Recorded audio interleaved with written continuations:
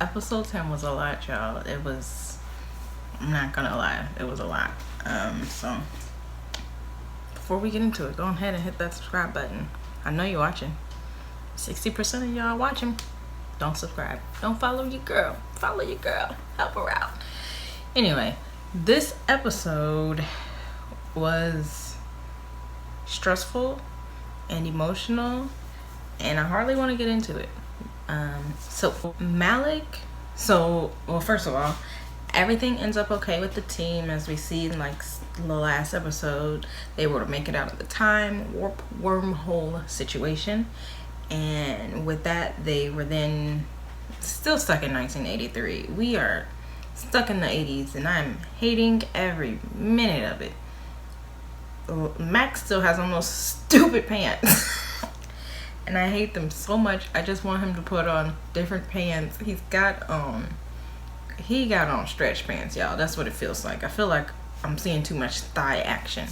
But you know, that's what they keep putting them in. Apparently it's because it's the 80s. So we're still in the 80s. We're still dealing with jiaying, Cora, the afterlife, Nathaniel Malik, and friends. So Nathaniel Malik actually goes and finds Garrett. You know Garrett from previous seasons. He was a big bad at one point in time, so now we have Garrett is the big bad. Malik is the big bad now, but he goes and finds Garrett and recruits him. You know, he basically tells him, you're a great pilot, but in 7 years you are going to get, I guess, his plane shot down, guts everywhere, and you're gonna call for an extraction. S.H.I.E.L.D's not gonna help you, and then from that day on you're going to decide to, be against S.H.I.E.L.D. Even though I think Garrett was like playing S.H.I.E.L.D. from the inside, so he was hired, but we didn't know it, if I remember correctly. So we have young Garrett, and he's like, tell me more. So Malik takes him back to Afterlife, shows him Cora, and shows him that basically he has perfected the whole transferring of powers situation. He's like, it's not painless, but we've perfected it, so he doesn't have to do what he did to Daisy, which was essentially cut her up and I guess take pieces of her. And so with this one, they just essentially drain the person, powers go to the person, the powerless, and then they have the powers. And so they showed it with the dude could like materialize the weapons. I can't remember his name.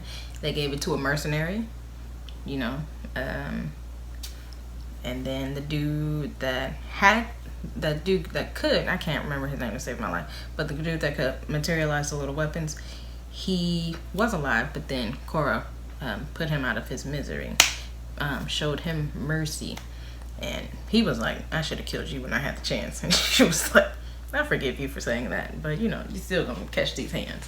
And so, I don't know what her power is. It's like a nuclear fusion, fission. I don't know. It's just power. So she got rid of him. And at the same time, we have Jiaying and Gordon. They make it to the jet. Not the Zephyr, but they make it to the jet, I guess. And they're like, okay, we need to keep Jiaying safe. So then they decide Gordon's going to take Coulson in so that he get the other afterlife people, the other Inhumans, safe. So Gordon comes in with Coulson. They ice him in the back immediately because apparently they knew he was coming. So then they end up taking Gordon's powers, giving it to Garrett. So then then they end up trapping Gordon and Coulson inside of a room, and Coulson's like, I'm gonna break us out of here. And Gordon's like, you're not gonna make it out of here. So Gordon uses the last of his life, gets them out of the room, and then so Coulson decides he's going to go look for the rest of the Inhumans. At the same time, Mac is like, they haven't come back yet. So Mac goes, finds Coulson. Coulson's like, Gordon's dead. Malik and Garrett are on their way to the jet, and the Inhumans are in there. There's a guard though. So Coulson heads back to the jet, and Mac and Yo-Yo, because Yo-Yo came super fast, Mac and Yo-Yo help save the rest of the Inhumans. So back on the jet, back in the lighthouse, there's a lot of things going on. Daisy's like telling her mom how, basically she was sad and how she had her mom, but when she got to meet her mom wasn't everything she expected. But she didn't just come on out to say to Jiaying, like, you were my mom and you were trash when I met you, and then you had to die. She didn't say that. She was just like, everything wasn't expected. Then she learns that Cora's her sister. And then they find out that Malik and Garrett are in the lighthouse. So they're like, oh, okay, we got serious things to take care of. So somehow everybody's separated, but Daisy's with Jiaying, Sousa is with Simmons, and May is by herself. So she's the one that ends up fighting Garrett initially, learning he's in the lighthouse. He has Gordon's powers. So then they're like, okay, let's save Jiaying, because obviously Malik's there for Jiaying. So then Malik tries to get under like Daisy's skin, and he's like, oh, you talking to your mom? You trying to save your mom? She'll be okay with just one daughter. Is one daughter not enough for you, Jiaying? And then Daisy, they look at each other, and she's like, what? You're my daughter? I'm the horrible mother? What? Obviously that makes Daisy upset. So she quakes Malik, and Malik's like, give it a B+. Quakes the mess out of Daisy, and it was just like, oh God. And he's like, you forget, technically I've had these powers longer than you. And I guess technically he has had the powers longer. Didn't they meet him in like the 50s? He's in like his 30s, but he's been practicing and they've been stuck in a time hole. So, I guess technically, if he's had them for 30 years, she actually hasn't had them that long. She went through Terragenesis recently. So, but once he quakes her, he starts walking towards her. Jiaying's like, basically like, get away from my daughter. And she puts her hand on his neck and she's like draining him. I forgot she could do that, because initially that's how she stayed alive for so long. She was able to like take people's lives to stay alive. Although in this timeline, I'm not sure if that's how it worked. I don't know. I don't know. So, she's like draining him, and he's like, man, get the heck off of me. Elbows her, quakes her, breaks her neck, and kills her. And then, so once again, Jiaying is dead. And in my mind, it makes absolutely no sense, actually, because when we first meet Jiaying in previous seasons, she kind of was like, she was in bad shape. I'm not gonna go into detail, but she was in bad shape, and her husband, Frankensteined her essentially, and then her healing powers kicked in.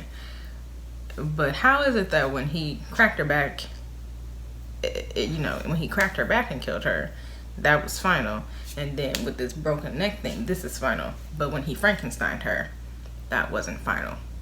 Is it the neck, back, spine situation that I'm not understanding? I don't know.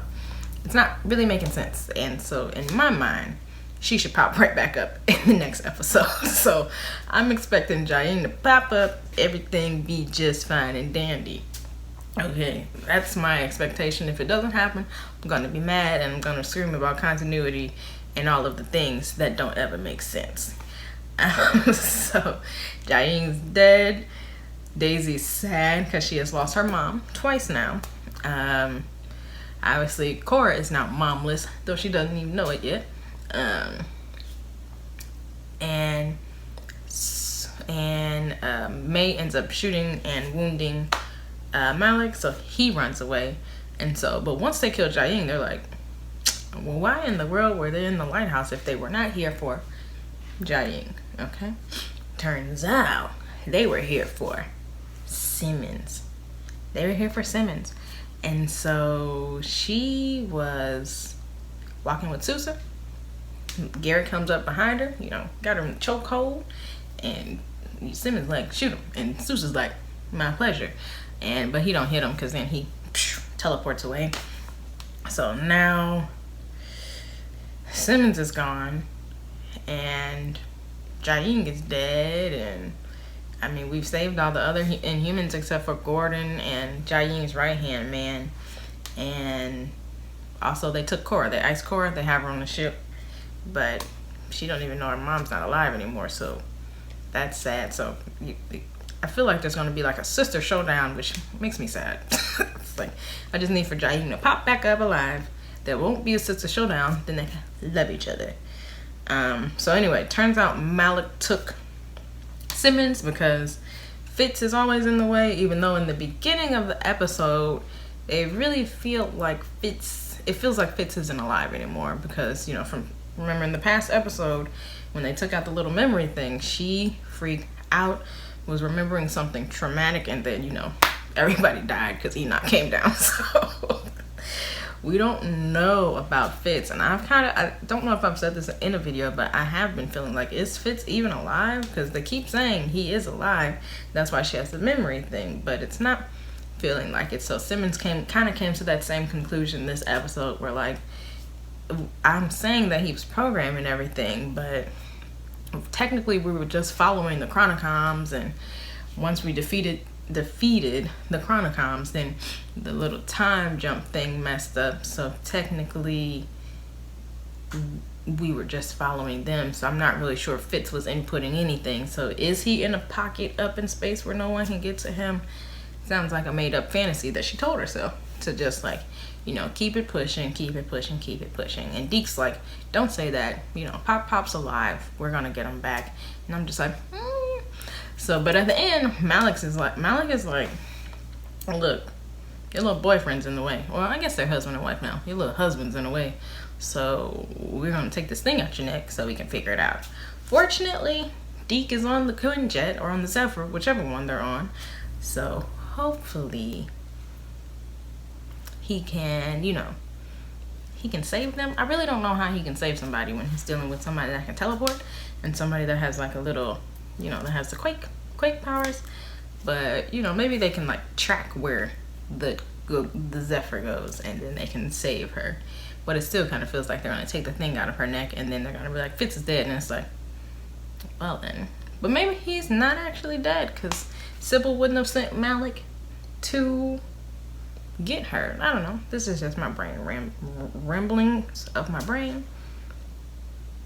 But I don't know. It's crazy though, because I was like, Malik's the big bad, and it turns out Malik is not the big bad. Apparently they're still, you know, I forgot about Sybil. I forgot she's still pulling the strings. She's there, lying in wait. Coulson tried to tell Malik, I'm trying to save you, fool. Chronicom's trying to take over. And Malik was like, shut up. So, we'll see. I think we have 2 episodes left.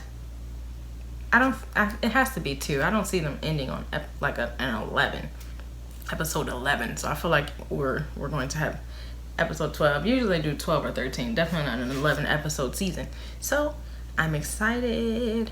I mean, we still have to have the sister showdown, because all they did was ice her. She's gonna wake up at some point in time. Cora is going to wake up. Maybe she'll be sad about her mom. Maybe she won't. She kind of was feeling a little indifferent. She was like, they indoctrinated me. And it was like, isn't that your mom? What are you talking? I mean, it's not like a mom can't indoctrinate somebody, but still, I think she was trying to love you. So yeah, we will see what happens next. I don't really know. I don't even know if I have any like predictions for next episode. I think I watched a preview and then I forgot exactly what was in the preview. So we shall see.